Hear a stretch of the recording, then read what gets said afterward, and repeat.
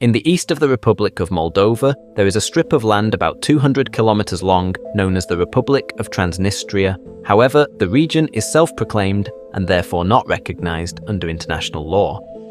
At 4,000 square kilometers, the Transnistrian region is around 1.5 times the size of Luxembourg and borders on southern Ukraine. Around 350,000 people live in the region. Transnistria has been a source of conflict between Moldova and Russia, as well as between Europe and Russia, for decades.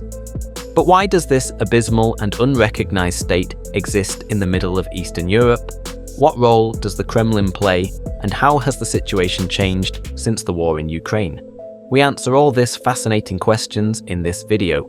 Shortly after the end of the Second World War, the Romanian occupied territory was dissolved, and the borders of 1940 were restored. As part of the Moldavian Soviet Republic, Transnistria once again became part of the Soviet Union. During this time, the small country was strongly influenced culturally and politically by the Soviet Union, and a creeping process of Russification began, especially in the east of the country.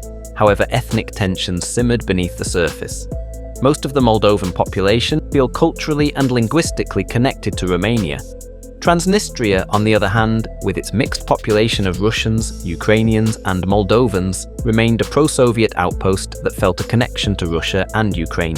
When the Moldovan independence movement increasingly attempted to introduce Romanian as an official language at the end of the 1980s, and to align itself more closely with Romania culturally, the Russian-speaking population of Transnistria feared being marginalized.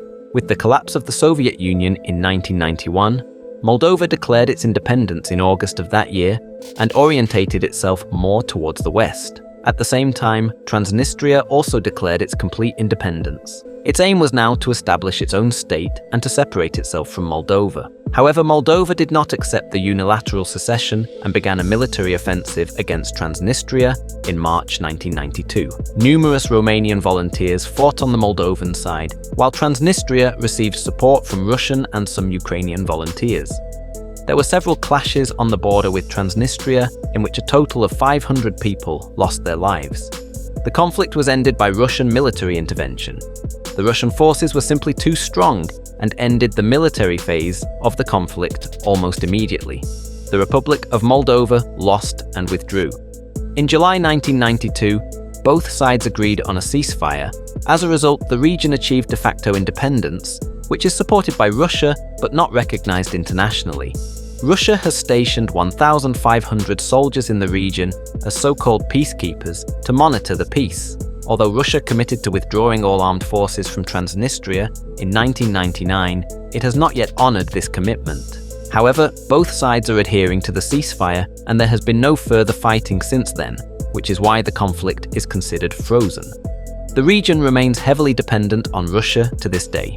On the one hand, militarily, as already mentioned, but also economically. In addition to subsidized gas, Transnistria also receives direct payments from Russia in order to maintain the pension system and other social benefits. In addition, Transnistria has long been considered a smuggler's paradise. Cigarettes, alcohol, and other goods are smuggled via the harbor in nearby Odessa and the Ukrainian border.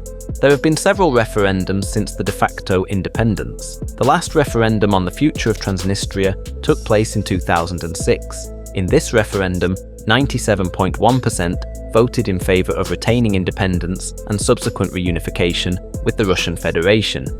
However, the referendum was not recognized internationally because the international standards for free and fair elections were not met. The country is not recognized by anyone, but nevertheless has its own constitution, its own small army, its own passports, and even its own currency, the Transnistrian ruble. If you look at the area, you could be forgiven for thinking you were in the former Soviet Union.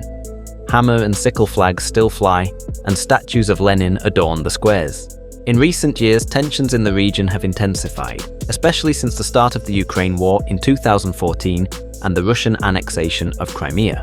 Since the escalation of the war in 2022, the strategic importance of the region has increased.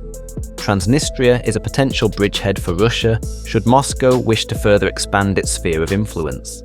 At the same time, its proximity to the front line is causing great nervousness in Moldova. The government in Chisinau sees Transnistria as a potential weak point and fears that Russia could use the region to exert influence in Moldova as well. And that's it for today. Have you ever heard of Transnistria and how do you see its future? Let me know in the comments. If you want to find out more about one of the smallest countries in Europe, I can recommend my video about San Marino. Have fun watching it and see you next time. Ciao.